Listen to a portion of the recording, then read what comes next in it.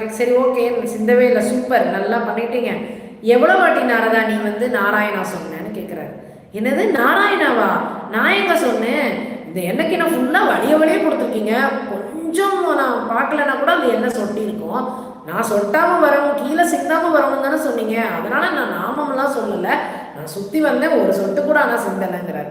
அப்போ சொல்கிறாரு, ஒன்றுமே இல்லை, வெறும் ஒரு எண்ணெய் கிண்ணம், அந்த எண்ணெய் கிண்ணத்தை கையில் வச்சுக்கிட்டு தெதுமுனா சிந்தினா தோத்துட்டேன்னு சொன்ன ஒரு காரணத்துக்காக நீ அந்த எண்ணெய் கிண்ணத்து மேலேயே ஃபுல் கவனம் வச்சுருந்த, ஏன் இந்த எண்ணெய் கிண்ணத்தை எடுத்து நீ கிளம்பும் போது ஒரு நாராயணா, முடிக்கும் போது ஒரு நாராயணா கூட நீ சொல்லலை, நடுவில் ஒரு தடவை கூட நீ சொல்லலை.